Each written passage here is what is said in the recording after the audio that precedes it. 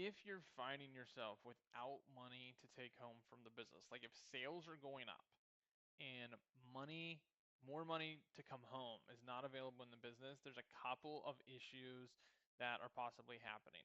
What I find is happening to a lot of contractors, right, is that they'll do a job and they'll pay off their cost of goods sold, they'll pay what they need to for fixed overhead, for taxes, but then this little bit of profit is actually what they use to start the next job. And so the profit from the business is continually in the next job instead of coming home. And the fix for this is to set up in your business what I call a money regulator.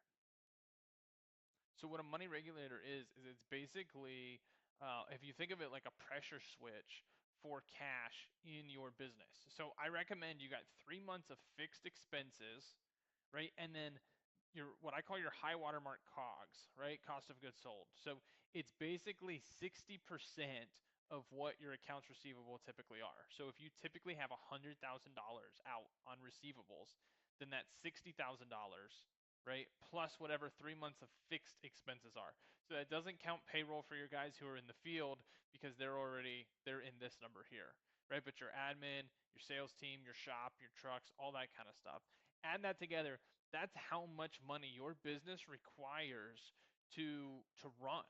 And so if you think about it, like that is the level, that's the pressure gauge that that should be in your refrigerant, right? That's like the voltage that should be in your wires. That's the pressure that should be in your pipes, is having whatever this money regulator number is in your business. And so what happens is I see a lot of business owners have much less than that in working capital, and so they're always borrowing from Peter to pay Paul in and then none of it comes home in that case. So the way this works is when you make money from a job, the first thing we do is we top off the money regulator, right? And so let's just say that number is $150,000 for your business.